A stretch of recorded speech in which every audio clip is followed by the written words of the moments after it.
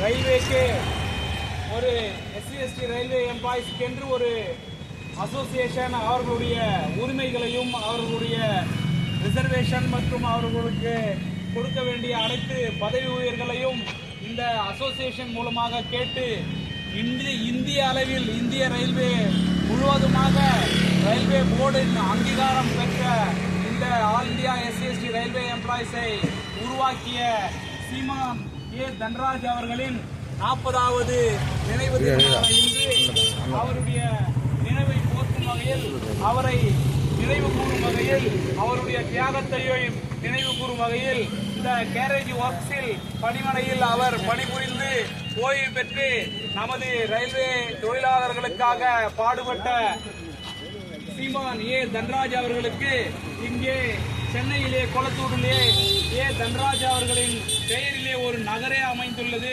அப்படிப்பட்ட தியாக மனப்பான்மை கொண்ட மக்களுக்கு சேவை செய்யும் மனப்பான்மை கொண்ட ஐயா சீமான் தன்ராஜ் அவர்களின் 40வது நினைவு தினமான இன்று அவருடைய நினைவு தினத்தையும் பிறந்த நாள் விழாவையும் ஒவ்வொரு வருடமும் ஒவ்வொரு முறையும் நமது RLLF railway labour liberation front மாண்புமிகு எழுச்சி தமிழர் திருமாவளவன் அவர்கள் தலைமையிலும் அவர்களுடைய கீழே இயங்கும் RLLF-இன் இந்த தொழிற்சங்கம் தவறாது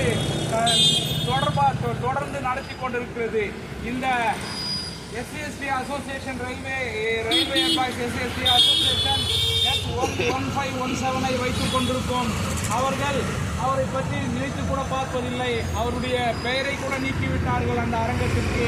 அப்படி இருந்தும் நாம் அவரை நினைவு கூர்ந்து ஒவ்வொரு வருடமும் அவருடைய நினைவு நாளையும் பிறந்த நாளையும் போற்றி நாம் கொண்டாடி கொண்டிருக்கும் இந்த வேளையில் இங்கே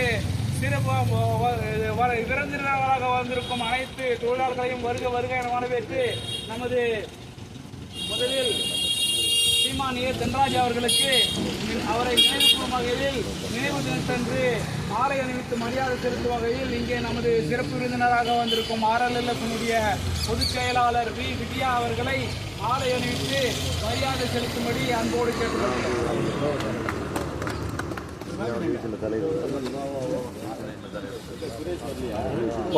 போனா எல்லாம் வந்தாச்சு.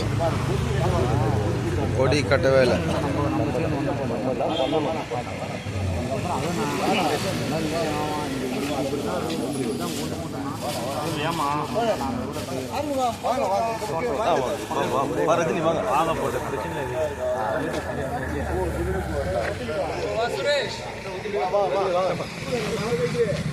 கவர்ல எங்க